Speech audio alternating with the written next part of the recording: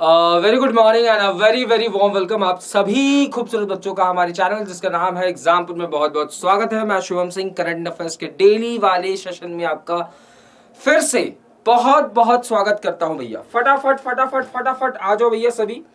देखो ये recorded video है भैया, तो इसमें दिक्कत मत लेना। मैं कोशिश क्या करता हूं भैया, कोशिश ये करता हूं कि रिकॉर्डेड है तो क्या हुआ भैया, रिकॉर्डेड है तो क्या हुआ, हम अपन क्या करेंगे, अपन जो है वो सारे डाउट्स जो है प्यारे बच्चों, सारे डाउट्स को लेके चलेंगे भैया, है ना। जो भी आपके डाउट्स हो सकते हैं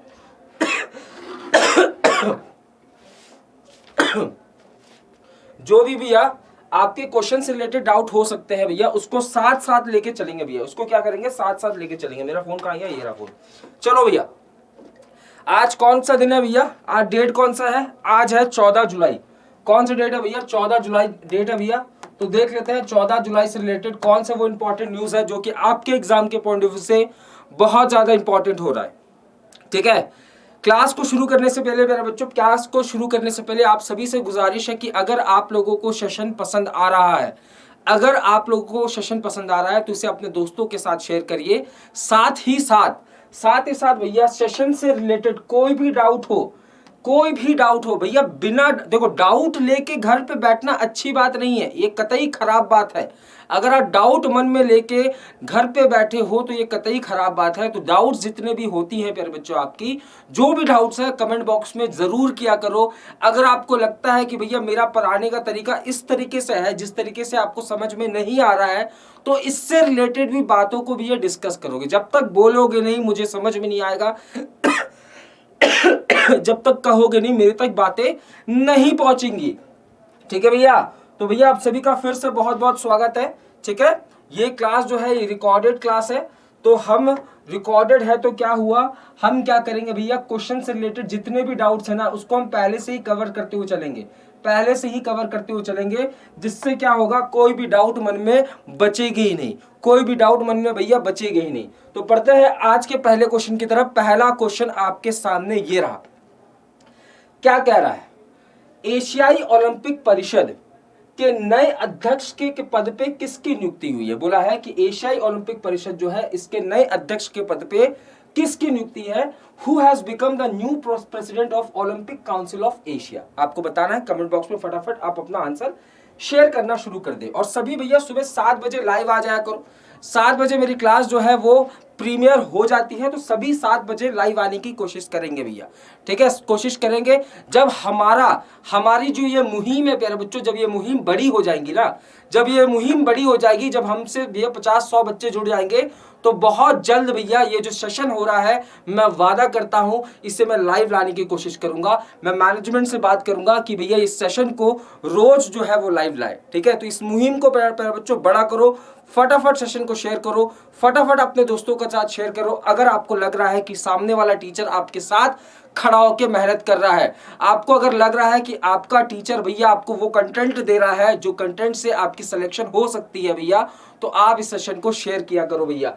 बोला है, ध्यान से सुनना, बोला है एशियाई ओलंपिक परिषद के अंतर्गत अध्यक्ष के पद पे किसकी नियुक्ति हुई है भैया। प्रश्न तो ये बोला है, तो प्रश्न से रिलेटेड आप सभी को पता है भैया, जैसे ही प्रश्न बोलता है हम प्रश्न को ही पहले उधेड़ देते हैं। तो भैया प्रश्न से रिलेटेड बातों को ध्यान से सुनना भैया। यहां पे शब्द आया ओलंपिक। क्या शब्द आया भैया, ओलंपिक शब्द आया। मैं आपको ओलंपिक को उधेड़ के दिखाता हूं। ओलंपिक को कैसे उधेड़ना है मैं अभी आपको दिखाता हूं भैया। ओलंपिक से एक भी क्वेश्चन जो है वो बच के नहीं जाएगा, वादा है भैया। देखो ओलंपिक की बात करूं भैया, तो ओलंपिक आपको भैया 4 प्रकार के देखने को मिलेगा। ओलंपिक्स भैया कितने प्रकार के आपको देखने को मिलेंगे, ओलंपिक्स आपको भैया मेनली 4 प्रकार के देखने को मिलेंगे।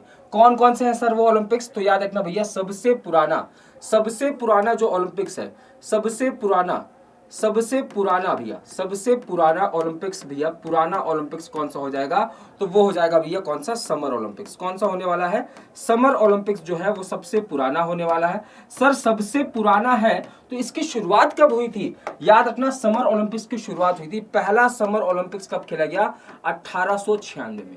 1896 में भैया इसे कहाँ खेला गया था, तो याद रखिएगा भैया एथेंस के अंदर। एथेंस भी आपको कहाँ देखने को मिलेगा, तो ये आपको ग्रीस के अंदर देखने को मिलेगा। पहला बात क्लियर है भैया। पहला सबसे पुराना ओलंपिक्स जो है भैया, इसका आयोजन कहाँ पे होता है? तो एथेंस ग्रीस के अंदर होता है। उसके बाद भैया आता है कौन सा? उसके बाद आता है भैया कौन सा, याद रखना, उसके बाद कौन सा आता है? उसके बाद आता है विंटर ओलंपिक्स। दूसरे नंबर पे सबसे पुराना ओलंपिक्स कौन सा हो जाएगा? Winter Olympics. विंटर ओलंपिक्स भैया सबसे पहली बार कब खेला गया? तो विंटर ओलंपिक्स सबसे पहली बार खेला गया 1924 के अंदर। जी हाँ, 1924 के अंदर सबसे पहली बार विंटर ओलंपिक्स को या शीतकालीन ओलंपिक्स को भैया खेला गया कब? 1924 में। इसका आयोजन कहाँ पे किया गया? तो याद रखना भैया, इसका आयोजन फ्रांस के अंदर किया गया। कहाँ पे भैया? फ्रांस के अंदर भैया, फ्रांस पेरिस के अंदर इसका आयोजन किया गया कब? 1924 के अंदर। 1924 के अंदर फ्रांस पेरिस के अंदर इसका आयोजन किया गया। उसके बाद आता है भैया कौन सा? उसके बाद आता है पैरा ओलंपिक्स। लिख लो भैया, फटाफट लिखो। इसके बाद आता है भैया पैरा ओलंपिक्स। वादा करता हूं ओलंपिक्स से भैया एक भी प्रश्न जो है आपका नहीं छूटेगा। पैरा ओलंपिक्स आता है। पैरा ओलंपिक्स का आयोजन सबसे पहली बार कब होता है? 1960 में भैया। 1960 में कहाँ पे होता है भैया? तो याद रखना, रोम इटली के अंदर। रोम इटली के अंदर इसका आयोजन होता है। और याद रखिएगा, आखिरी नंबर पे जो ओलंपिक्स होता है, यानी कि सबसे नवेला ओलंपिक्स। अरे सर, सबसे नवेला ओलंपिक्स कौन सा होता है? तो सबसे नया ओलंपिक्स भैया, सबसे नया वाला ओलंपिक्स कौन सा होता है? तो याद रखिएगा, सबसे नया वाला ओलंपिक्स होता है भैया कौन सा? यूथ ओलंपिक्स भैया। कौन सा होता है? Youth Olympics. इसकी शुरुआत किस साल में की गई थी? तो याद रखिएगा, इसकी शुरुआत 2010 में की गई थी। क्या यहां तक बात क्लियर है? आई होप आप सभी को बात क्लियर हो गया होगा। ओलंपिक्स मेनली आपको 4 प्रकार के देखने को मिलेंगे। सबसे पुराना समर ओलंपिक्स, जिसका पहला संस्करण भैया 1896 एथेंस ग्रीस के अंदर। उसके बाद विंटर ओलंपिक्स, जिसका पहला संस्करण 1924 फ्रांस पेरिस के अंदर भैया। तीसरा आता है पैरा ओलंपिक्स, 1960 में पहली बार रोम इटली के अंदर भैया आपको क्या देखने को मिलेगा? पहला इसका आयोजन किया गया। और यूथ ओलंपिक्स जो है, ये सबसे नवेला ओलंपिक्स होने वाला है। बात क्लियर? अगर आपके मन में प्रश्न है, सर ओलंपिक्स तो हम समझ गए, बट ओलंपिक्स को कराता कौन है? याद रखिएगा, ओलंपिक्स को कराता कौन है? ओलंपिक्स का आयोजन कौन करता है? ओलंपिक्स का आयोजन कौन करता है? अगर मन में प्रश्न है अभी, कौन करता है? याद रखिएगा, एक कमेटी आपको देखने को मिलेगी प्यारे बच्चों, जिसका नाम है इंटरनेशनल ओलंपिक कमेटी। लिख लेना, अंतरराष्ट्रीय Olympic committee, international Olympic committee इसका आयोजन करती है। तो क्यों ना इंटरनेशनल ओलंपिक कमेटी को भी लपेट ले भैया। लपेट दो सर, लगे हाथ। इंटरनेशनल ओलंपिक कमेटी को भी लपेट दो, अंतरराष्ट्रीय ओलंपिक कमेटी को भी लपेट दो। तो भैया इसकी स्थापना कब होती है? याद रखना, इसकी स्थापना कब होती है? तो इसकी स्थापना होती है भैया कब? 1894। और वो दिन कौन सा था? तो 23 जून 1894 के अंदर भैया इसकी स्थापना होती है।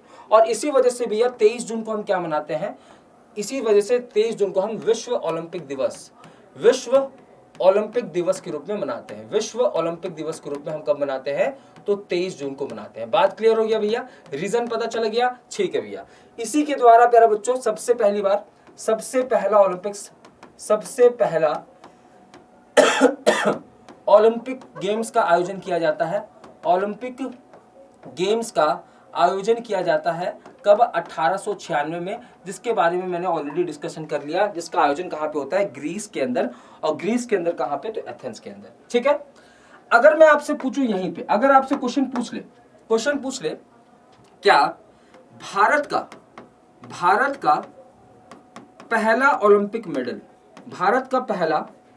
ओलंपिक मेडल, यहां पे देखिए ब्रैकेट में क्या लिख रहा हूं? इंडिविजुअल कैटेगरी में, यानी कि व्यक्ति विशेष की कैटेगरी में। तो याद रखना, भारत का पहला ओलंपिक मेडल भैया किसने जितवाया था? इंडिविजुअल कैटेगरी में थे, वो थे कौन? केडी जादव। कौन थे भैया? केडी जादव। ये कौन से गेम से बिलोंग करते थे? याद रखना भैया, ये थे रेसलर। कौन थे? ये थे भैया रेसलर, यानी कि भैया रेसलर थे, उठा के पटकते थे भैया, पटक दिया उन्होंने। उसके बाद अगर मैं बात करूं भैया, भारत का पहला ओलंपिक मेडल टीम वाला भैया, इंडिविजुअल नहीं, टीम वाला। तो टीम वाला भैया किसने जितवाया था? तो याद रखना 1928 में भैया हॉकी टीम। ठीक है। और ये कौन सा मेडल था भैया? याद रखना, ये गोल्ड था भैया। ठीक है। तो पहला ओलंपिक गोल्ड टीम वाला किसने जितवाया था भैया? तो हॉकी टीम ने जितवाया था। अगर यहीं पे प्रश्न पूछ डाले भारत का पहला ओलंपिक गोल्ड कौन सा वाला भैया? व्यक्ति विशेष वाला, इंडिविजुअल कैटेगरी वाला भैया, इंडिविजुअल कैटेगरी वाला किसने जितवाया था? याद रखना, अभिनव बिंद्रा ने। किसने जितवाया था? अभिनव बिंद्रा ने। कौन से खेल से संबंध रखते हैं? याद रखिएगा भैया, शूटिंग से संबंध रखते हैं। अगर मैं पूछूं भारत का पहला ओलंपिक मेडल किसके द्वारा? किसी महिला खिलाड़ी के द्वारा। वो कौन सा हो जाएगा भैया? कर्णम मल्लेश्वरी। कौन सा हो जाएगा? कर्णम मल्लेश्वरी। ठीक है, और ये वेट लिफ्टर थी। कौन थी भैया? वेट लिफ्टर थी। कौन थी भैया? Weight lifter. अगर मैं यहीं पे प्रश्न पूछ डालूं आपसे कि बताइए दुनिया के अंदर सबसे ज्यादा ओलंपिक मेडल, दुनिया के अंदर सबसे ज्यादा ओलंपिक मेडल किस देश के पास है? ओलंपिक मेडल किस देश के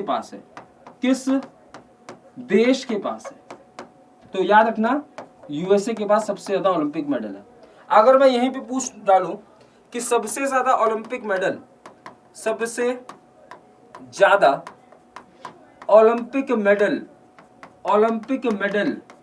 भैया इंडिविजुअल कैटेगरी में किसके पास है? इंडिविजुअल कैटेगरी में। तो याद रखना प्यारे बच्चों, सबसे ज्यादा ओलंपिक मेडल इंडिविजुअल कैटेगरी में भैया किसके पास है? माइकल फिलिप्स के पास है। किसके पास है? माइकल फिलिप्स के पास है। इनका संबंध कौन से देश से है? यूएसए से है। याद रखना, यूएसए के क्या हो जाएंगे? ये तैराक हो जाएंगे। यूएसए के तैराक हो जाएंगे। अगर मैं पूछूं यहीं पे, अगर मैं पूछूं भैया साल 2024 के अंदर क्या ओलंपिक्स होने वाला है? बिल्कुल होने वाला है। साल 2024 के अंदर भैया जो ओलंपिक्स होने वाला है, ये कौन से वाला ओलंपिक्स होने वाला है? क्या ये समर होने वाला है? क्या ये विंटर होने वाला है? क्या पैरा ओलंपिक होने वाला है? क्या यूथ होने वाला है? तो याद रखना कौन सा होने वाला है? समर ओलंपिक्स होने वाला है। सर ये समर ओलंपिक्स का कौन सा संस्करण है? मैंने कहा ये समर ओलंपिक्स का कौन सा संस्करण है। मैंने ओलंपिक्स की बात नहीं की, मैंने बोला समर ओलंपिक्स का कौन सा संस्करण है। तो याद रखना ये समर ओलंपिक्स का 33वां संस्करण है।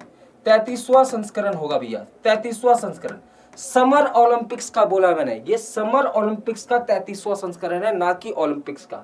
इसका आयोजन कहाँ पे होगा भैया? इसका आयोजन पेरिस फ्रांस के अंदर होगा।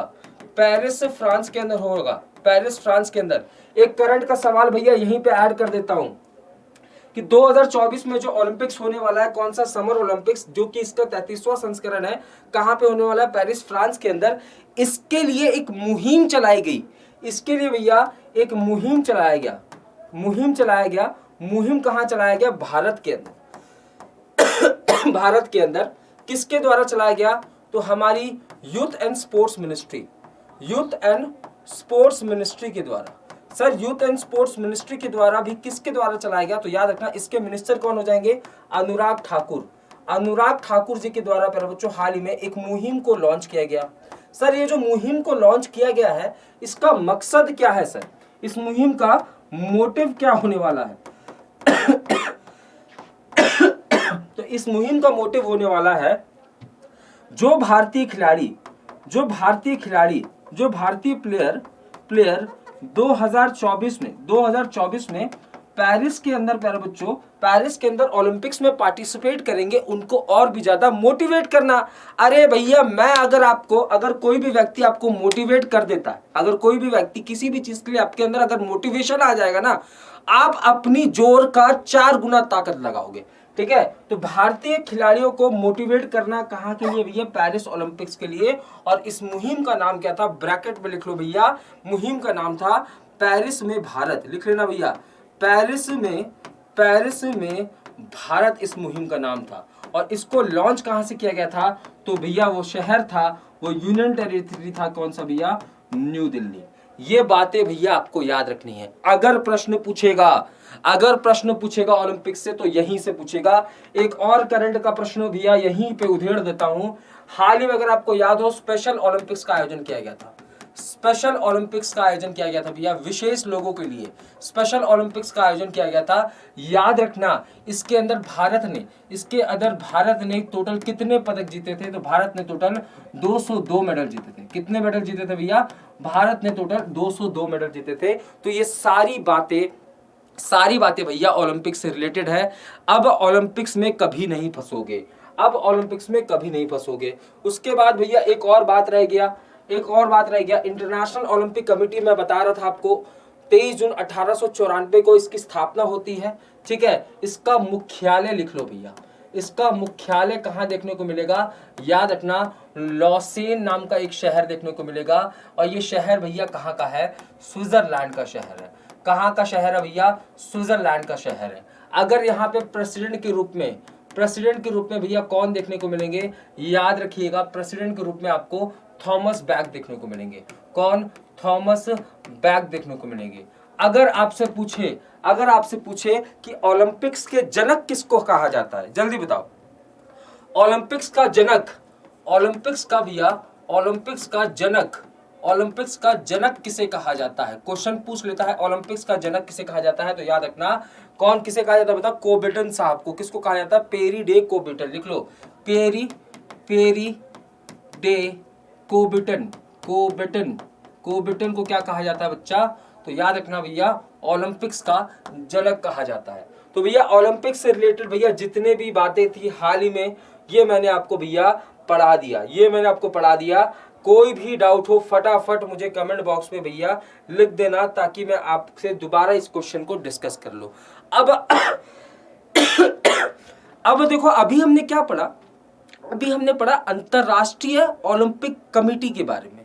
पर यहाँ पे अंतरराष्ट्रीय ओलंपिक कमेटी की बात नहीं हो रही गुरुजी, यहाँ पे बात हो रही है एशियाई ओलंपिक कमेटी की, एशियाई ओलंपिक परिषद की बात हो रही है। तो याद रखना, यहाँ पे नए अध्यक्ष के रूप में भैया किसकी नियुक्ति हुई है? तो शेख तलाल फहद अल सबा। ठीक है, किसकी नियुक्ति हुई है भैया? शेख तलाल फहद अल सबा जी की नियुक्ति हुई है। अगर मैं एशियाई ओलंपिक परिषद की बात करूं, आओ गुरुजी, एशियाई ओलंपिक परिषद की बात करूं तो याद रखना बच्चा, इसकी स्थापना कब होती है? तो 1982 में। बिल्कुल 1982 में इसकी स्थापना होती है भैया, 1982 में इसकी स्थापना होती है। इसका मुख्यालय आपको कुवैत के अंदर देखने को मिलेगा। कहाँ पे? कुवैत के अंदर इसका मुख्यालय देखने को मिलेगा। और इसके अंदर प्यारे बच्चों 45 राष्ट्र शामिल है। कितने राष्ट्र शामिल है? तो 45 देश आपको यहाँ पे मेंबर के रूप में देखने को मिलने वाले हैं। ठीक है, यानी कि एशिया के 45 देश किसके मेंबर हैं प्यारे बच्चों? तो ओलंपिक काउंसिल ऑफ एशिया के मेंबर है। क्या यहाँ तक बात क्लियर है? क्या मेरी आज स्पीड ज्यादा तो नहीं थी भैया? कल मेरी स्पीड थोड़ी सी ज्यादा थी, क्योंकि भैया गर्मी बहुत ज्यादा था। ठीक है, तो मैंने बोला कोई बात नहीं भैया, गर्मी बर्दाश्त करेंगे, स्पीड को कम कर लेंगे। आओ गुरुजी अगले प्रश्न की तरफ। क्या कह रहा है भैया? क्या कह रहा है? देखो, सेशन अगर पसंद आ रहा हो ना, अगर आपको लग रहा हो भैया कि मैं एड़ी चोटी का जोर लगा रहा हूं, तो इस सेशन को शेयर जरूर किया करो भैया। सेशन को शेयर जरूर किया करो। आपका कुछ नहीं जाएगा, बट हमारी बहुत ज्यादा मदद हो जाती है, हमें मोटिवेशन मिलता है। अरे भैया 10 बच्चे लाइव देखेंगे, 50 बच्चे लाइव देखेंगे, आप लोगों की दुआ, आप लोगों की पेरेंट्स की दुआ, हमारी पेरेंट्स की दुआ, भगवान की दुआ होगी तो भाई 5000 बच्चे भी लाइव देखेंगे। तो इससे मोटिवेशन मिलता है, बाकी कुछ नहीं। ठीक है, क्या कह रहा है? देखो, कह रहा है अंत्योदय श्रमिक सुरक्षा योजना। हाल ही में भैया अंत्योदय श्रमिक सुरक्षा योजना किस राज्य के द्वारा शुरू किया गया? मजदूरों के कल्याण के लिए अंत्योदय श्रमिक सुरक्षा योजना शुरू करने वाला भारत का पहला राज्य कौन सा बना? अरे भैया भारत का पहला राज्य, तो क्यों ना भारत का पहला राज्य भैया, जितनी भी चीजें हाल ही में भारत के पहले राज्य से रिलेटेड थी उसको रिवाइज कर ले। अगर मैं पूछूं भारत का पहला राज्य, भारत का पहला राज्य प्यारे बच्चों, पहला राज्य जिसने क्या शुरू किया?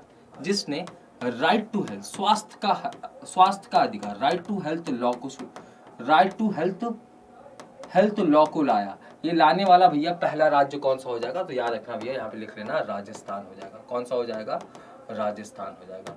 अगर मैं यहाँ पे पूछ लूं भारत का पहला राज्य जो कि क्या लाया है भैया, एडवोकेट प्रोटेक्शन लॉ, है ना। जो एडवोकेट होते हैं प्यारे बच्चों, उसके प्रोटेक्शन के लिए, ठीक है, उसकी सुरक्षा के लिए लॉ लाने वाला, एडवोकेट प्रोटेक्शन लॉ लाने वाला पहला राज्य भी कौन हो जाएगा भैया, याद रखना भैया, पहला राज्य भी हो जाएगा कौन, राजस्थान हो जाएगा। अगर मैं पूछूं भारत का पहला राज्य जिसने क्या लाया भैया, जिसने लाया right to health, right to walk, right to walk, चलने का अधिकार, वॉक लॉ लाने वाला पहला राज्य कौन सा हो जाएगा, पंजाब हो जाएगा। कौन सा हो जाएगा भैया, पहला राज्य कौन सा हो जाएगा, पंजाब हो जाएगा। तो ये सारे भैया हाल ही में हमने चीजों को पढ़ा था, ठीक है, हाल ही में चीजों को हमने इन चीजों को भैया डिस्कस किया था, ठीक है भैया, इन चीजों को हमने डिस्कस किया था, ठीक है। तो भैया क्या हो रहा है, ध्यान से देखो, अंत्योदय श्रमिक सुरक्षा योजना। अरे आपको क्वेश्चन से समझ में आ रहा होगा कि ये जो योजना है ये किसके लिए शुरू किया गया है, तो मजदूरों को शुरू किया गया है, मजदूरों के लिए एक सुरक्षा को, एक स्कीम को शुरू किया गया है। इसके अंदर क्या होगा, बात को समझना। अरे जो मजदूर होते हैं, जो लेबर होते हैं, ठीक है, ऐसा तो नहीं है कि हर लेबर घर में वो काम करता है। बहुत सारे लेबर आपको देखेंगे कंस्ट्रक्शन साइट में, जहाँ पे बड़ी बड़ी बिल्डिंगें बन रही हैं। आपने देखा होगा मजदूर जो है वो बड़ी बिल्डिंगों पे लटक के पेंटिंग कर रहा है, बड़ी बड़ी बिल्डिंगों पे कंस्ट्रक्शन का काम चल रहा है। तो जब ये काम मजदूर करते हैं तो बहुत ज़्यादा क्या होता है, बहुत ज़्यादा पॉसिबिलिटी होती है कि वो अपने आप को चोटिल कर ले। बहुत बार मजदूर जो है वो ऊंचाई से गिर के ज़्यादा चोटिल हो जाते हैं, हमेशा के लिए डिसेबल हो जाते हैं, है ना, मृत्यु भी हो जाती है। तो ऐसे कंडीशन के लिए मेरे बच्चों, ऐसे कंडीशन के लिए मेरे बच्चों, उनके लिए एक इंश्योरेंस स्कीम को शुरू किया गया है। याद रखना, इंश्योरेंस स्कीम को शुरू किया गया है, जिसके अंदर क्या होने वाला है, जिसके अंदर साल में उनको जब आप इंश्योरेंस लेते हो, तो इंश्योरेंस जब आप लेते हो, सोच के देखना, जब भी आप इंश्योरेंस लेते हो, कहीं का भी, भारतीय एक्सा का लेते हो, LIC का लेते हो, तो जब आप इंश्योरेंस लेते हो तो आपको एक प्रीमियम देना पड़ता है। साल में इतना पैसा देना पड़ता है, 20 साल के बाद इतना हो जाएगा, अगर आपको कुछ हो गया तो आपको इतना मिलेगा, ऐसा एक इंश्योरेंस होता है। तो भैया प्रीमियम देना पड़ता है ना। तो इसके अंदर भी प्यारे बच्चों, ये जो अंत्योदय श्रमिक सुरक्षा योजना है, इसके अंदर भी भैया आपको क्या देना पड़ेगा, प्रीमियम देना पड़ेगा। प्रीमियम कितना का देना पड़ेगा, तो दो टाइप का प्रीमियम भैया, एक प्रीमियम है 289 का प्रीमियम है भैया, किस्त है, कह लो इसे, किस्त कह लो, इसे क्या कह सकते हो, किस्त कह सकते हो, किस्त कह सकते हो, आपको किस्त देना पड़ेगा। और एक हो जाएगा भैया 499 का प्रीमियम, 499 का क्या हो जाएगा भैया, किस्त हो जाएगा, लिख लेना, 499 का क्या हो जाएगा, किस्त हो जाएगा। तो आपको भैया या तो 289 का या तो 499 का किस्त देना पड़ेगा। और इसके बाद भैया आपको भैया तय साल के बाद, है ना भैया, तय साल होंगे, 20 साल तक देना है, 30 साल तक देना है, तय साल के बाद भैया सरकार आपको कितनी देगी, सरकार आपको कितनी देने वाली है, सरकार आपको भैया कितनी देगी भैया, सरकार आपको 10 लाख रुपए देगी। तो मैंने क्या कहा, क्वेश्चन को दोबारा रिपीट करता हूं, कोई भी राज्य के द्वारा, हाल ही में किसी राज्य के द्वारा मजदूरों के कल्याण के लिए अंत्योदय श्रमिक सुरक्षा योजना को लॉन्च किया गया है। ये योजना बेसिकली उनके लिए इंश्योरेंस स्कीम है। अगर उन चोटिल हो जाते हैं, उनकी डेथ हो जाती है, या भैया अगर डेथ भी नहीं होती है, चोटिल भी नहीं होते हैं, उनका जब 20 साल के बाद, 15 साल के बाद समय खत्म हो जाएगा, तो उनको भैया पैसा मिलेगा। इसमें भैया 289 का प्रीमियम है, 499 का प्रीमियम है, और टोटल भैया बेनिफिट कितने का है, 10 लाख का है। तो इसको शुरू करने वाला पहला राज्य भैया कौन पहला राज्य कौन सा होने वाला है, तो याद रखना प्यारे बच्चों, ये होने वाला है गुजरात। ठीक है, गुजरात की बात करूं प्यारे बच्चों, तो यहाँ पे गवर्नर के रूप में आपको कौन देखने को मिलेंगे, गवर्नर के पद पे भैया आचार्य देवव्रत। कौन देखने को मिलेंगे, आचार्य देवव्रत आपको गवर्नर के रूप में देखने को मिलेंगे। कौन, आचार्य देवव्रत आपको भैया गवर्नर के रूप में देखने को मिलने वाले हैं। और भूपेंद्र भाई पटेल भैया यहाँ पे CM के रूप में आपको भूपेंद्र भाई पटेल देखने को मिलेंगे। देखो वैसे तो देखो, जो CM का नाम है वो सभी को याद होता है, सभी को CM के नाम याद होते हैं, बट अगर किसी को CM का नाम याद नहीं है तो सुनो बात को ऐसे, आपसे क्वेश्चन ऐसे घुमा के पूछेगा कि हाल में भूपेंद्र भाई पटेल आचार्य जी के द्वारा, हाल में भूपेंद्र भाई पटेल जी के द्वारा अपने राज्य में अंत्योदय श्रमिक सुरक्षा योजना को शुरू किया गया है। किसके लिए, मजदूरों के लिए। आपको बताना है कि इसके अंतर्गत टोटल बेनिफिट कितना होने वाला है।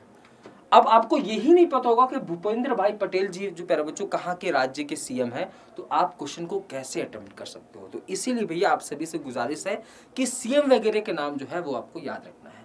गुजरात की बात करूं भैया तो हाल ही में एक छोटा सा न्यूज़ बता देता हूं। गुजरात में भैया, गुजरात से रिलेटेड एक न्यूज़ आया था, बहुत इंपॉर्टेंट न्यूज़ आया था। कहा गया कि भैया यूएसए जो है वो भैया गुजरात के अंदर क्या करने वाला है, फंडिंग करने वाला है। गुजरात के अंदर फंडिंग करने वाला है। जब ये फंडिंग करेगा तो कोई मकसद होगा फंडिंग का। तो फंडिंग का मकसद क्या है भैया, फंडिंग का मकसद क्या होने वाला है, तो याद रखना फंडिंग का मकसद है यहाँ पे गुजरात के अंदर प्यारे बच्चों, गुजरात के कोलोल के अंदर प्यारे बच्चों नैनो यूरिया प्लांट को स्थापित करना। तो ये बात भी आपको याद रखना है, ठीक है। बात यहाँ तक क्लियर है भैया। दूसरा प्रश्न आई होप आप सभी को क्लियर हो गया होगा। दूसरा प्रश्न जो है आई होप आप सभी को क्लियर हो गया होगा। अगले प्रश्न की तरफ बढ़ते हैं भैया। क्वेश्चन ज्यादा है तो थोड़ा सा तेजी में काम करेंगे, ठीक है भैया। थोड़ा सा तेजी में, ज्यादा नहीं, थोड़ा सा तेजी में काम करेंगे। आगे भैया क्या कह रहा है, देखो कह रहा है अवैध और अनधिकृत दवाओं के खिलाफ ऑपरेशन ब्रॉडर स्वॉर्ड नामक संयुक्त अभियान किस देश ने शुरू किया है। बात को समझना, क्या हुआ है, एक ऑपरेशन को शुरू किया गया जिसका नाम क्या है, ऑपरेशन ब्रॉडर स्वॉर्ड।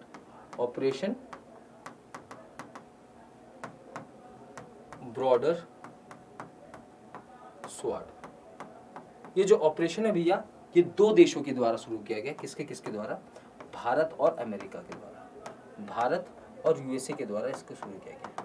इसका मकसद क्या है, बात को समझना। इसका मकसद क्या होने वाला है, तो याद रखना जो अवैध दवाइयाँ होती हैं, जो अवैध दवाइयाँ होती हैं प्यारे बच्चों, जो अवैध मेडिसिन होती है, वो मेडिसिन प्यारे बच्चों, वो जो कि अवैध है। अब कोई मेडिसिन अवैध कैसे हो सकती है भैया, मेडिसिन जब आप बनाते हो, कोई भी कंपनी जब मेडिसिन बनाती है तो उसको सरकार के द्वारा बनाए गए इंस्टीट्यूशन के द्वारा क्या करना पड़ता है भैया। जैसे भारत के अंदर अगर आप मेडिसिन बनाने वाली कंपनी हो तो भैया आपको मेडिसिन बनाने के बाद टेस्टिंग वगैरह करना पड़ेगा। टेस्टिंग करने के बाद भारत के अंदर एक इंस्टीट्यूशन है जिसका नाम है DGCI, इससे प्रमाण पत्र लेना पड़ेगा और उसके बाद ही आप मार्केट में अपनी मेडिसिन को उतार सकते हो।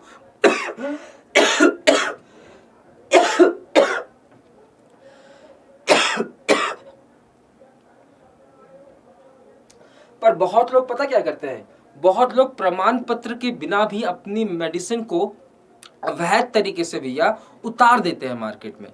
तो क्या किया गया भैया, इसके लिए, इसको रोकने के लिए ऑपरेशन ब्रॉडर स्वॉर्ड को लॉन्च किया गया। किसके द्वारा, यूएसए और इंडिया के द्वारा, ताकि यूएसए के अंदर और भारत के अंदर बाहर कहीं से प्यारे बच्चों ऐसी मेडिसिन ना आए जो कि अवैध हो, जिसको वैधता प्राप्त ना हुआ हो। तो भैया इसको किसके द्वारा शुरू किया गया है, तो याद रखना भारत और अमेरिका के द्वारा।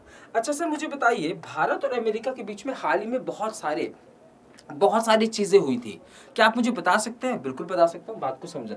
सुनो, अगर मैं भारत और अमेरिका की बात करूं, भारत और अमेरिका की हाल ही न्यूज की बात करूं, भारत और यूएसए के बीच में जितने भी न्यूज थे भैया हाल ही में जो हमने पढ़े थे उसको रिवाइज करते हैं। क्या पहला न्यूज क्या है भैया, पहला न्यूज क्या है, बात को समझना। पहला न्यूज तो यही है भैया, यूएसए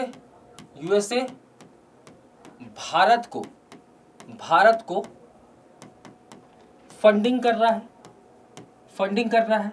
किस लिए फंडिंग कर रहा है भैया, तो गुजरात के अंदर लिक्विड नैनो यूरिया प्लांट को स्थापित करने के लिए, लिक्विड नैनो यूरिया प्लांट को स्थापित करने के लिए, ठीक है। याद रखिएगा, ये जो लिक्विड नैनो यूरिया प्लांट है, ये दुनिया का पहला प्लांट होने वाला है, दुनिया का पहला प्लांट होने वाला है। इसको बनाया किसके द्वारा गया है, भारत की एक कंपनी है, सरकारी कंपनी, जिसका नाम है इफ्को, इसके द्वारा इसको बनाया गया है, ठीक है। दूसरा न्यूज क्या था, दूसरा न्यूज लिखो भैया, दूसरा न्यूज है यूएसए के द्वारा अहमदाबाद में और बेंगलुरु में वाणिज्य दूतावास, क्या कंसोल्टेट्स, इसे हम वाणिज्य दूतावास के नाम से जानते हैं। वाणिज्य दूतावास लिख लो भैया, दूतावास।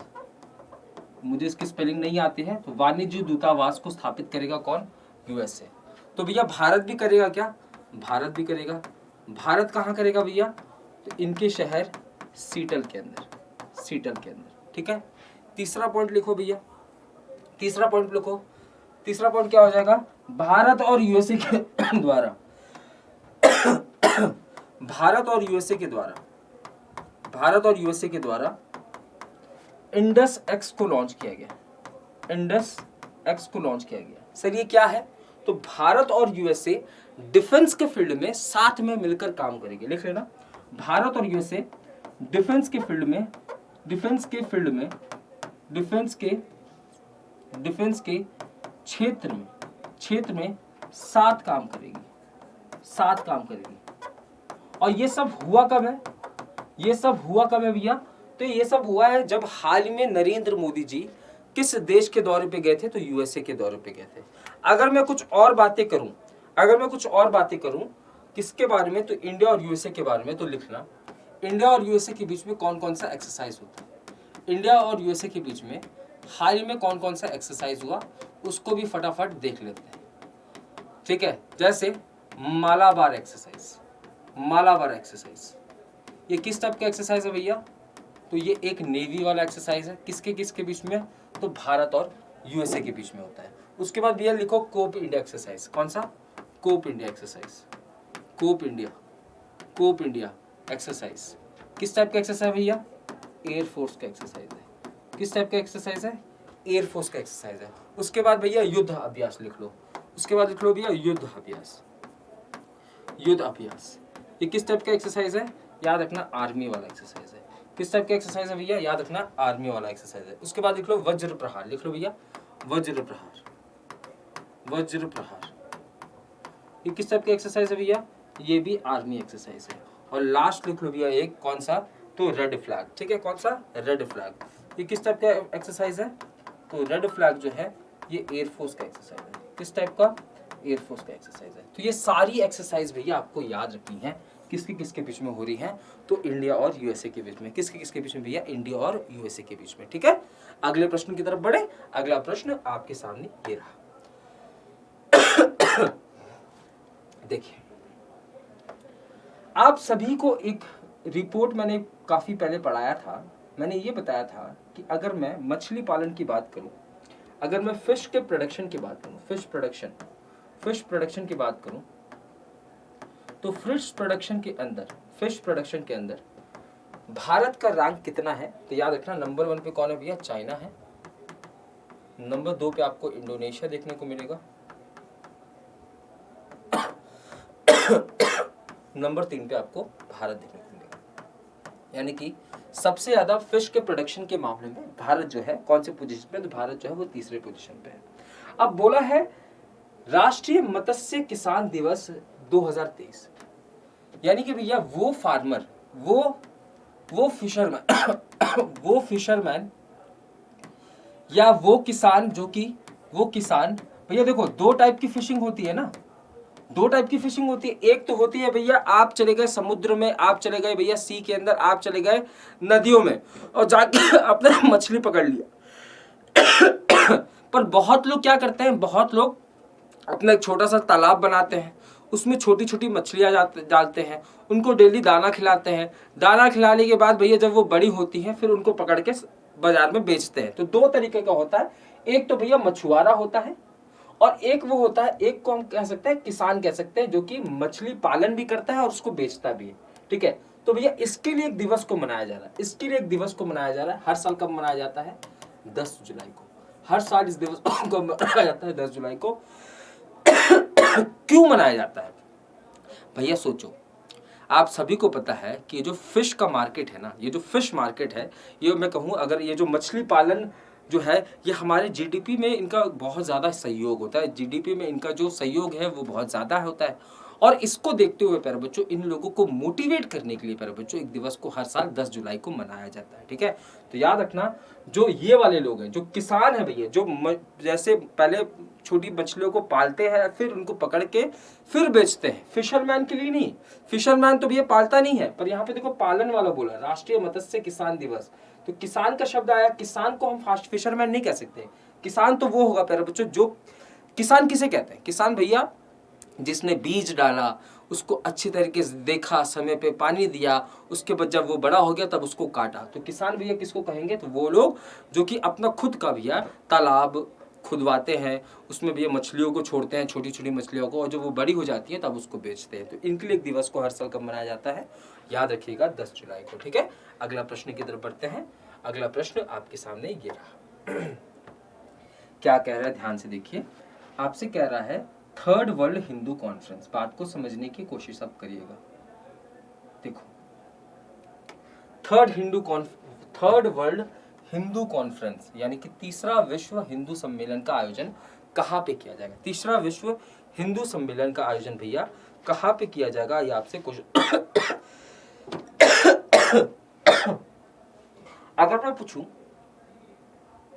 मैं पूछूं विश्व हिंदू परिषद के बारे में, अगर मैं वर्ल्ड हिंदू फाउंडेशन के बारे में बात करूं, अगर मैं बात करूं वर्ल्ड हिंदू फाउंडेशन के बारे में, तो वर्ल्ड हिंदू फाउंडेशन की जो स्थापना है प्यारे बच्चों, जो स्थापना है ये किसके द्वारा किया गया था, तो याद रखना स्वामी विजयानंदा जी के द्वारा, ठीक है,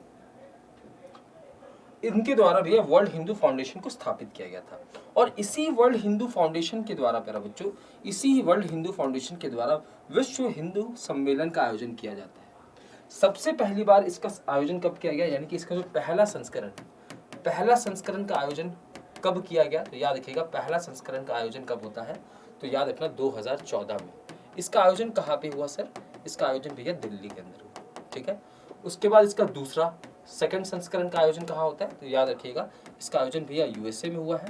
और याद रखिएगा जो इसका तीसरा संस्करण है इसका आयोजन कहाँ पे हो रहा है, जो इसका थर्ड संस्करण है इसका आयोजन कहाँ पे होगा, बैंकॉक के अंदर होगा।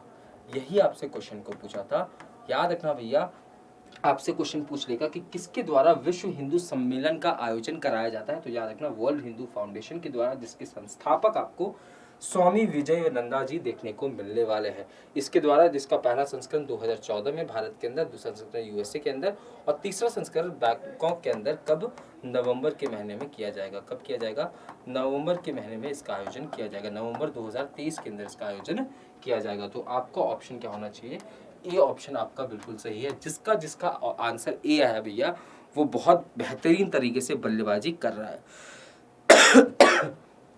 बढ़ते हैं भैया अगले प्रश्न की तरफ। अगला प्रश्न भैया आपके सामने ये रहा, क्या कह रहा है, ध्यान से देखेंगे।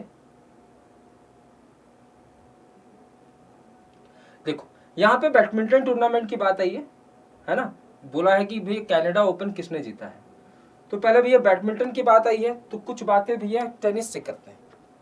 आप सभी को पता है कि टेनिस की बात करूं भैया, टेनिस की बात करूं तो टेनिस के अंदर भैया आपको जो सबसे बड़ा टूर्नामेंट होता है वो कौन सा होता है, वो होता है भैया क्या, ग्रैंड स्लैम। ठीक है, वो कौन सा होता है, ग्रैंड स्लैम। आपको 4 ग्रैंड स्लैम देखने को मिलेंगे, है ना। कितने ग्रैंड स्लैम देखने को मिलेंगे भैया, तो आपको याद रखना भैया टोटल आपको 4 ग्रैंड स्लैम देखने को मिलेंगे। कितने, एक सेकंड को मैं पानी पी लेता हूँ।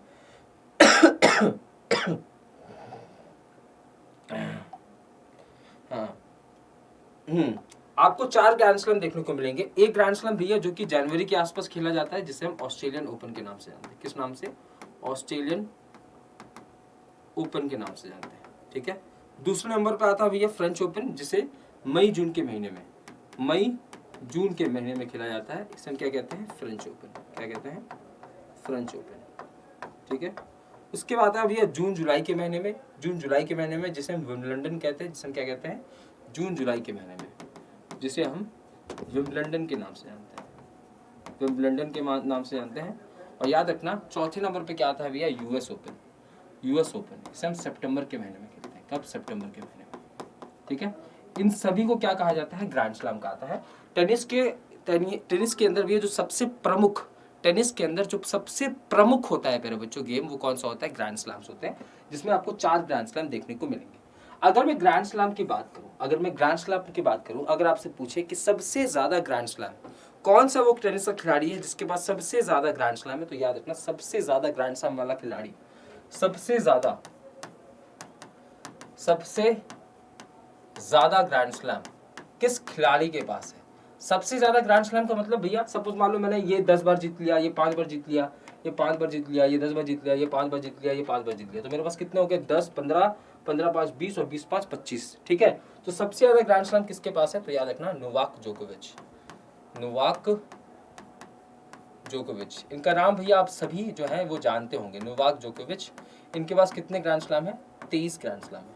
ठीक है, सेकंड नंबर पे भैया कौन है, सेकंड नंबर पे भैया आपको कौन देखने को मिलेंगे, राफेल नडाल देखने को मिलेंगे, जिनके पास कितना ग्रैंड स्लैम है, 22 ग्रैंड स्लैम है। ये कौन से देश से बिलोंग करते हैं, याद रखना ये स्पेन से बिलोंग करते हैं। कहां से, स्पेन से बिलोंग करते हैं। ठीक है, अगर आपसे पूछे भैया हाल ही में कौन कौन सा ग्रैंड स्लैम हो चुका है, तो देखो विंबलडन तो चल रहा है, विंबलडन जो है मेरे बच्चों, विंबलडन की बात करूं तो ये चल रहा है। पर इससे पहले जो है ग्रैंड स्लैम है वो हो चुके हैं, जैसे ऑस्ट्रेलियन ओपन हो गया, फ्रेंच ओपन हो गया, ये तो हो चुके हैं। तो अगर मैं ऑस्ट्रेलियन ओपन की बात करूं भैया अगर मैं ऑस्ट्रेलियन ओपन की बात करूं, ऑस्ट्रेलियन ओपन की, ठीक है, तो इसको किसने जीता है, तो याद रखना भैया इसको जीता है, मेंस में तो जीता है नोवाक जोकोविच ने। किसने जीता है, नोवाक ने जीता है। और अगर मैं वुमेन्स की बात करूं तो वुमेन्स में किसने जीता है भैया, तो याद रखना ये सबालिंका ने जीता है। किसने जीता है, सबालिंका ने जीता है। और अगर मैं बात करूं, ये तो हो गया, एक हो गया कौन सा भैया, ऑस्ट्रेलियन ओपन हो गया है ना, ये हो गया कौन सा भैया, ऑस्ट्रेलियन ओपन हो गया। बट अगर मैं बात करूं फ्रेंच ओपन की, तो फ्रेंच ओपन किसने जीता है, जो हो चुका है, फ्रेंच ओपन किसने जीता है, तो फ्रेंच ओपन भैया किसने जीता है, सेम मेंस की कैटेगरी में नोवाक ने जीता है, और वुमेन्स कैटेगरी में ईगा स्वियाटेक ने जीता है। किसने जीता है, ईगा स्वियाटेक ने जीता है। अब प्रश्न की तरफ आते हैं भैया। प्रश्न देखो बैडमिंटन से था, बोला है हाल ही में कनाडा ओपन 2023 किसके द्वारा जीता गया, तो याद रखना कनाडा ओपन 2023 जो है ये लक्ष्य सेन के द्वारा जीता गया। लक्ष्य सेन आपको बार बार भैया कहाँ पे देखने को मिलेंगे, बैडमिंटन के जब भी क्वेश्चन पूछेगा, इंडिया की तरफ से सबसे खतरनाक प्लेयर भैया वो कौन हो जाएंगे, लक्ष्य सेन हो जाएंगे, सात्विक हो जाएंगे, चिराग हो जाएंगे, ये सारे खतरनाक प्लेयर है भारत की तरफ से। ठीक है, तो लक्ष्य सेन ने जीता है।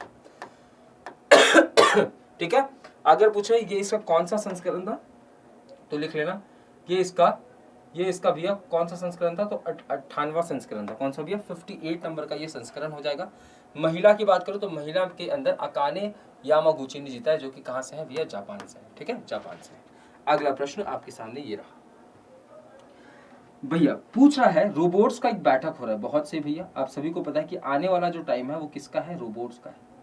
आने वाला टाइम किसका है, रोबोट्स का है। जैसे अगर आपको मैं बात करूं करंट की, तो करंट का न्यूज अगर मैं बात करूं तो उड़ीसा वो पहला राज्य बन गया है, उड़ीसा पहला राज्य बन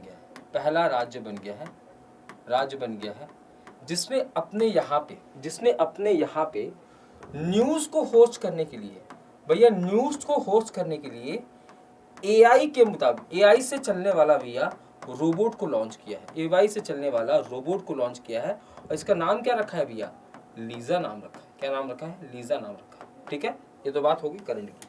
तो भैया आने वाला फ्यूचर जो है वो किसका है, आने वाला फ्यूचर जो है वो रोबोट्स का है। जैसे आप सभी को पता है आने वाला फ्यूचर एआई का है, आर्टिफिशियल इंटेलिजेंस का है। जैसे हमने चैट बॉट्स के बारे में पढ़ा था कि भैया चैट बॉट लॉन्च किया है गूगल ने, चैट जीपीटी लॉन्च किया माइक्रोसॉफ्ट और ओपन एआई ने। हमने पढ़ा था गीगा चैट लॉन्च किया किसके द्वारा, रशिया के द्वारा। ट्रस्ट जीपीटी लॉन्च किया किसके द्वारा भैया, एलन मस्क के द्वारा। तो सब कुछ रोबोट, और रोबोट किससे चलेगा, आर्टिफिशियल इंटेलिजेंस से चलेगा। तो भैया इसके लिए भैया पहली बैठक हो रही है, इसके लिए भैया एक बैठक हो रही थी कहाँ पे, जिनेवा स्विट्जरलैंड के अंदर। जिनेवा स्विट्जरलैंड के अंदर एक बैठक हो रही थी भैया। ये जो बैठक हो रही थी कहाँ हो रही थी, जिनेवा स्विट्जरलैंड के अंदर। ठीक है, जिनेवा स्विट्जरलैंड के अंदर। याद रखना इसमें 9 रोबोट्स ने पार्टिसिपेट किया। कितने रोबोट्स ने पार्टिसिपेट किया है, 9 रोबोट्स ने पार्टिसिपेट किया है। इसका मेन मकसद क्या था, मकसद क्या था मेरा बच्चों, तो याद रखना मकसद क्या हो जाएगा, तो रोबोट्स का भैया फ्यूचर रोबोट्स का फ्यूचर कहाँ पे भैया? फ्यूचर हमारे दुनिया के अंदर। दुनिया के अंदर भैया रोबोट्स क्या कर सकती हैं? अरे रोबोट्स, रोबोट मूवी में देखा आपने क्या कर सकता था? बिल्कुल ऐसा कर सकते हैं। अरे भैया एआई बहुत खतरनाक चीज है। जैसे आपने देखा होगा बहुत सारी कंट्रीज ने भैया चैट जीपीटी को बैन कर दिया है। बहुत सारी कंट्रीज ने अपने यहाँ पे चैट बॉट्स को बैन कर दिया, क्योंकि उनको ये लगता है कि ये जो एआई बेस्ड चैट बॉट्स वगैरह हैं, ये आने वाले समय पे भैया बेरोजगारी जो है ये बढ़ाने वाली है, लोगों की नौकरियां खा जाएंगी। ठीक है, तो सोचो भैया अगर रोबोट्स वगैरह को लॉन्च कर दिया गया, जैसे अभी उड़ीसा में क्या हो रहा है, अब न्यूज को होस्ट कौन करेगा? रोबोट होस्ट करेगा। न्यूज को लॉन्च होस्ट कौन करेगा? रोबोट करेगा। कल को भैया आपको पढ़ाने के लिए रोबोट आना शुरू कर देगा, है ना?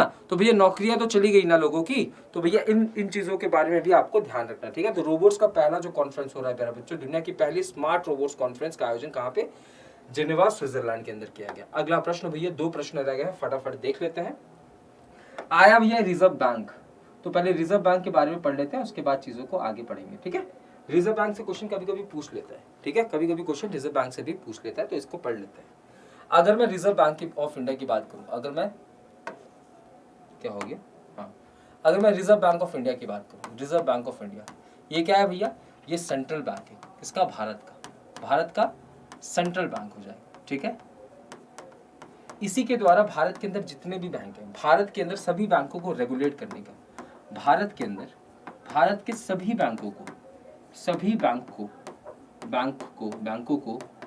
रेगुलेट करने का काम, प्यारे बच्चों, रेगुलेट करने का काम कौन करता है? तो रेगुलेट करने का काम कौन करेगा भैया? आरबीआई करेगा, ठीक है? Reserve bank of India. इसकी स्थापना की अगर मैं बात करूं, इसकी स्थापना की इतिहास की अगर मैं बात करूं, इसकी स्थापना की अगर मैं इतिहास की बात करूं, तो इसकी स्थापना के लिए एक कमेटी बनाई गई थी। इसकी स्थापना के लिए एक कमेटी बनाई गई थी, जिस कमेटी का नाम क्या हो जाएगा? जिस कमेटी को हम शाही कमेटी के नाम से भी जानते हैं। किस नाम से? शाही कमेटी के नाम से भी जानते हैं। और इसी कमेटी को प्यारे बच्चों हम क्या कहते हैं? इसी कमेटी को हम हिल्टन यंग कमेटी के नाम से भी जानते हैं। हिल्टन यंग कमेटी, शाही कमेटी इसलिए प्यारे बच्चों क्योंकि ब्रिटिश के द्वारा बनाया गया था। इस कमेटी के द्वारा प्यारे बच्चों रिकमेंडेशन कब आता है? इस कमेटी के द्वारा रिकमेंडेशन कब आता है? तो याद रखना, इस कमेटी के द्वारा सुझाव, इस कमेटी के द्वारा प्यारे बच्चों सुझाव कब आता है? तो याद रखना, इस कमेटी के द्वारा सुझाव आता है 1926 में। 1926 में इस कमेटी के द्वारा सुझाव आता है। जिसके बाद क्या होता है? जिसके बाद 1935 में आरबीआई की स्थापना होती है। आरबीआई की स्थापना होती है कब? 1935 में। अगर मैं पूछूं आरबीआई के पहले, आरबीआई के first Indian governor of RBI, तो वो कौन हो जाएंगे? याद रखना, वो सीडी देशमुख हो जाएंगे। कौन हो जाएंगे? सीडी देशमुख हो जाएंगे।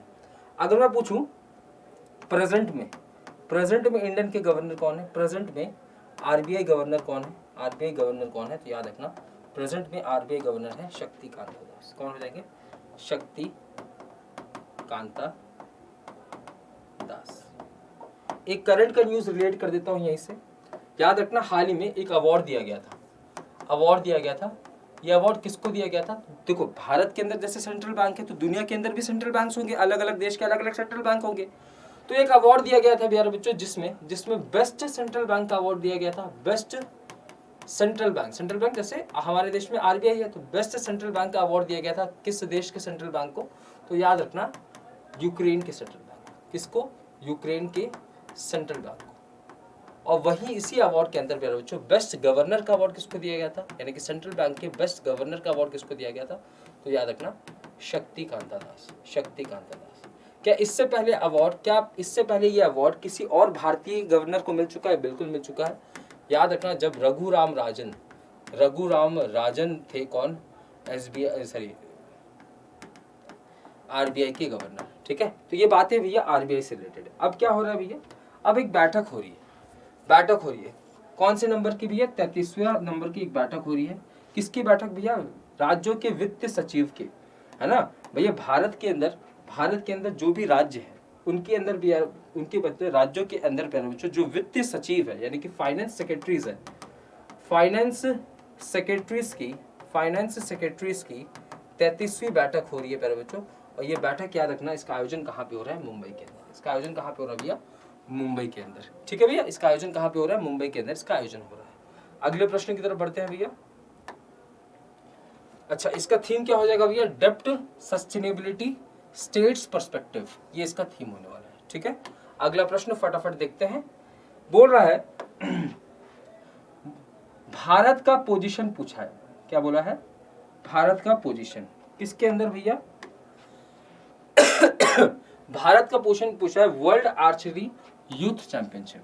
तो अगर पूछे भैया इसका आयोजन कहाँ पे हुआ, आयोजन करने वाला देश कौन है भैया, आयोजन कहाँ पे हुआ भैया, तो याद रखना आयरलैंड के अंदर।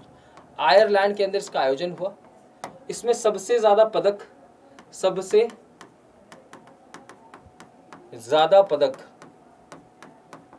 किसने जीता? याद रखना भैया दक्षिण कोरिया। किसने जीता प्यारे बच्चों? दक्षिण कोरिया ने सबसे ज्यादा पदक जीता है। दक्षिण कोरिया ने भैया कितने पदक जीते हैं? यहाँ देखो दक्षिण कोरिया ने कितने पदक जीते हैं, तो 11 पदक जीते हैं। कितने? 11 पदक। ठीक है, जिसमें से भैया 6 गोल्ड, 4 सिल्वर और 1 ब्रोंज हो जाएगा, यानी कि 6 4 10 11 हो गए। भारत का स्थान दूसरा। भारत का स्थान कौन सा हो जाएगा? सेकंड हो जाएगा। भारत ने कितने मेडल जीते हैं? तो 6 गोल्ड, 1 सिल्वर और 4 ब्रोंज, यानी कि भारत ने भी 11 जीते हैं, इसने भी 11 जीते हैं। बट याद रखना प्यारे बच्चों, इनका सिल्वर ज्यादा है, इनका ब्रोंज ज्यादा है, इनका सिल्वर ज्यादा है, इसलिए नंबर 1 पे है। ठीक है, तो भैया भारत का स्थान कौन सा हो जाएगा? दूसरे पोजीशन पे हो जाएगा भारत। ठीक है, आज का आखिरी प्रश्न देख लेते हैं फटाफट। देखो क्या कह रहा है, देखो रिसर्च एडवाइजरी कमिटी।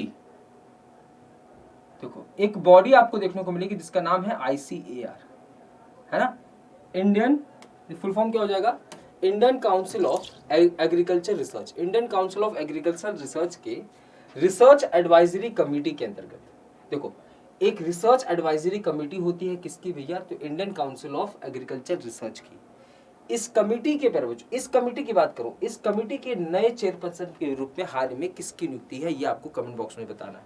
हाल ही में किसकी नियुक्ति हुई है? तो याद रखना प्यारे बच्चों, किसकी नियुक्ति हो जाएगी? तो बी नीरज प्रभाकर के। किसकी नियुक्ति हुई है प्यारे बच्चों? बी नीरज प्रभाकर जी की नियुक्ति हुई है।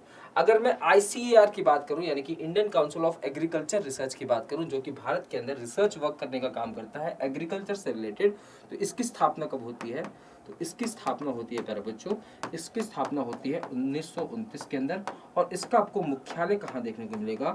तो इसका मुख्यालय आपको भैया नई दिल्ली के अंदर आपको इसका मुख्यालय देखने को मिलेगा। तो याद रखना प्यारे बच्चों, याद रखना मैं ICAR की बात नहीं कर रहा हूँ, मैं Indian council of agriculture research के अंदर चेयरपर्सन की नियुक्ति हुई है ये नहीं बोल रहा हूँ। मैं बोल रहा हूँ इनकी जो एडवाइजरी कमेटी है प्यारे बच्चों, इसके चेयरमैन के रूप में हाल ही में किसकी नियुक्ति हुई है? तो बी नीरज प्रभाकर जी की नियुक्ति हुई है। किसकी नियुक्ति हुई है? तो बी नीरज प्रभाकर जी की नियुक्ति हुई है। ठीक है, तो आज के सेशन को हम यहीं तक रखते हैं। आई होप आप सभी को ये जो 10 क्वेश्चन मैंने आपको डिटेल्ड में समझाने की कोशिश की है वो आपको समझ में आया होगा।